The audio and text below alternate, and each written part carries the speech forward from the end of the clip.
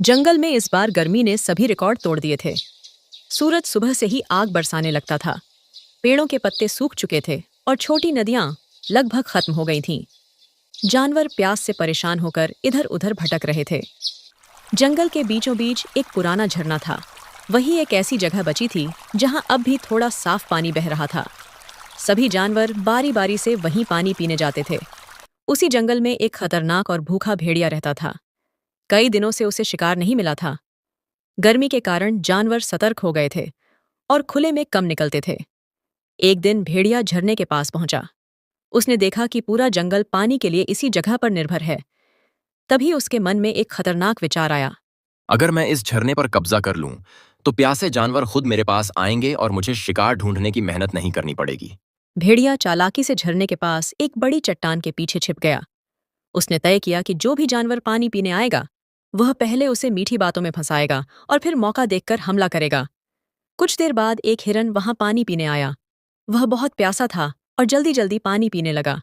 भेड़िया धीरे धीरे बाहर आया और मुस्कुराने लगा। डरो मत हिरन, मैं आज लड़ाई करने के मूड में नहीं हूं। इस भयंकर गर्मी में हम सबको शांति से रहना चाहिए। हिरन थोड़ा घबराया, लेकिन भेड़िए को शांत देखकर रुक गया। अगर तुम सच कह रहे हो तो ठीक है, मैं सिर्फ पानी पीकर चला जाऊंगा, मुझे किसी परेशानी में नहीं पड़ना। तुम बहुत कमजोर लग रहे हो। आराम से बैठकर पानी पियो। यहाँ कोई तुम्हें नुकसान नहीं पहुंचाएगा इस तपती गर्मी के मौसम में। हिरन को लगा कि शायद भेड़िया सच बोल रहा है। वह थोड़ा निश्चिंत हो गया। लेकिन जैसे ही हिरन पानी पीने झुका, भेड़िए ने अचानक उस पर हमला कर दिया। झरने के आसपास फिर सन्नाटा छा गया। उस दिन के बाद से जो भी जानवर झरने की तरफ जाता, वह वापस नहीं लौटता। जंगल में धीरे धीरे डर फैलने लगा। कुछ जानवर सोचते कि शायद गर्मी के कारण वे कहीं दूर चले गए होंगे, लेकिन सच्चाई कोई नहीं जानता था। भेड़िया अब रोज झरने के पास बैठता और नए शिकार का इंतजार करता। एक दिन एक खरगोश पानी पीने पहुंचा। वह बहुत डरा हुआ था क्योंकि उसने सुना था कि कई जानवर गायब हो चुके हैं। भेड़िया फिर मीठी आवाज में उसके सामने आया। तुम इतने डरे हुए क्यों हो खरगोश? मैं यहाँ सिर्फ झरने की रखवाली कर रहा हूँ ताकि कोई झगड़ा ना हो सके। लेकिन जंगल में सब कह रहे हैं कि जो भी यहाँ आता है वह फिर वापस दिखाई नहीं देता कहीं भी बाद में। भेड़िया तुरंत ही हंसने लगा। लोग बेकार की बातें करते हैं। गर्मी के कारण सब परेशान हैं, इसलिए अफवाहें फैल रही हैं पूरे जंगल में लगातार। खरगोश उसकी बातों में आ गया। उसने जैसे ही पानी पीना शुरू किया, भेड़िए ने उसे भी पकड़ लिया। धीरे धीरे झरना डर की जगह बन गया। उधर जंगल का राजा शेर अपनी गुफा में बैठा था। उसे कुछ अजीब लगने लगा था, लेकिन गर्मी इतनी ज्यादा थी कि कोई भी सही जानकारी जुटाने बाहर नहीं जा पा रहा था। इसी जंगल में एक समझदार लोमड़ी भी रहती थी। वह बाकी जानवरों से ज्यादा सतर्क थी।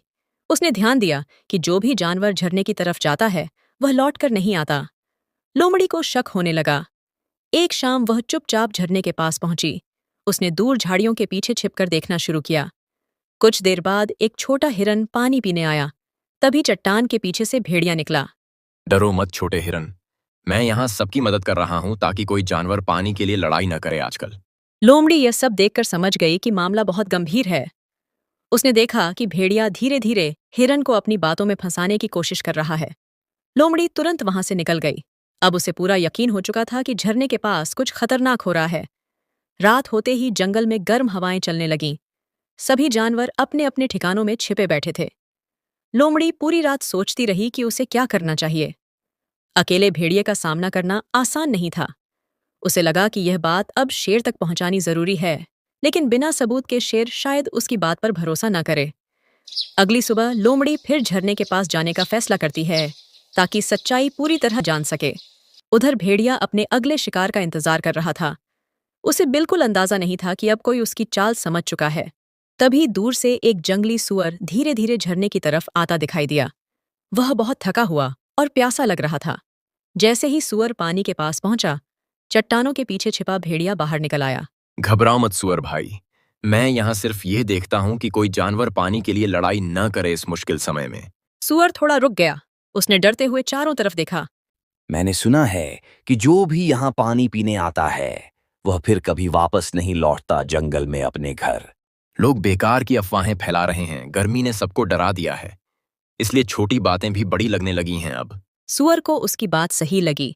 वह धीरे धीरे पानी पीने झुक गया। लोमड़ी ध्यान से सब देख रही थी। जैसे ही सूअर पानी पीने में व्यस्त हुआ, भेड़िए ने अचानक उस पर हमला कर दिया। कुछ ही देर में वहां फिर सन्नाटा छा गया। लोमड़ी यह देखकर डर गई। अब उसे पूरी सच्चाई पता चल चुकी थी। उसने मन ही मन कहा, अगर मैंने जल्दी कुछ नहीं किया तो यह भेड़िया पूरे जंगल के जानवरों को खत्म कर देगा इस भयंकर गर्मी के दौरान। अब जंगल में यह खबर और तेजी से फैलने लगी कि झरने के पास कुछ गलत हो रहा है।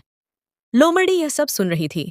उसने तय कर लिया कि अब सीधे शेर के पास जाना ही पड़ेगा। लेकिन वह जानती थी कि शेर बिना सबूत किसी पर कार्रवाई नहीं करेगा। अगले दिन सुबह सुबह लोमड़ी खुद झरने की तरफ गई। इस बार वह जानबूझकर सामने से गई ताकि भेड़िया उसे देख सके। भेड़िया उसे देखकर मुस्कुराया। अरे लोमड़ी, तुम यहाँ कैसे? क्या तुम्हें भी इस गर्मी में पानी की तलाश करते करते बहुत परेशानी हो रही है आजकल? हाँ भेड़िया, पूरा जंगल परेशान है, इसलिए सोचा यहाँ आकर थोड़ा पानी पी लूं और आराम कर लूं कुछ देर। तुम बिल्कुल चिंता मत करो लोमड़ी, यहाँ तुम्हें कोई खतरा नहीं होगा।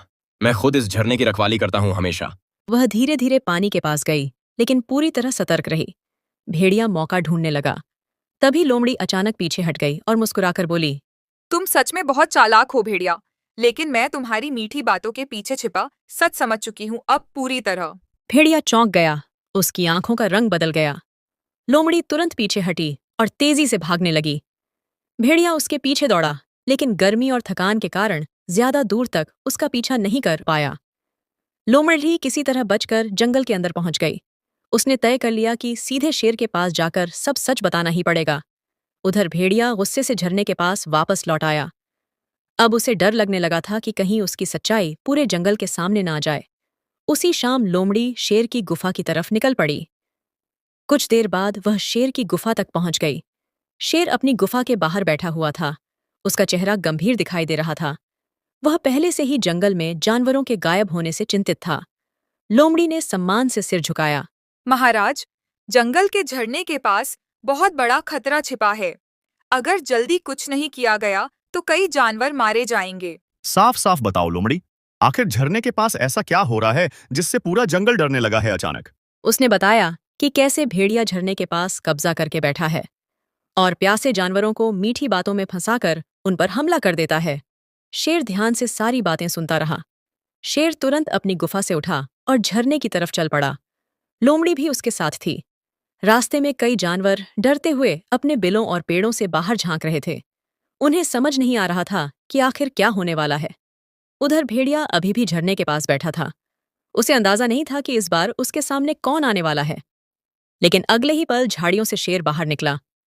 भेड़िए की आंखें डर से फैल गईं। महाराज, आप यहाँ अचानक कैसे? क्या जंगल में कोई नई समस्या खड़ी हो गई है इस गर्मी के समय में? समस्या तुम हो भेड़िया। पूरे जंगल के जानवर तुम्हारी वजह से डर और मौत के साए में जी रहे हैं अब। तभी लोमड़ी सामने आई। झूठ बोलना बंद करो भेड़िया। मैंने अपनी आंखों से तुम्हें प्यासे जानवरों को बहलाकर उन पर हमला करते देखा है यहाँ। भेड़िए का चेहरा उतर गया। अब उसे समझ आ गया कि लोमड़ी सब सच बता चुकी है। भेड़िया धीरे धीरे पीछे हटने लगा और फिर जंगल छोड़कर भाग गया। कुछ देर बाद छोटे छोटे जानवर धीरे धीरे पानी पीने के लिए आगे आने लगे। अब वहां कोई खतरा नहीं था। शेर ने सभी जानवरों की तरफ देखा और खुश हो गया।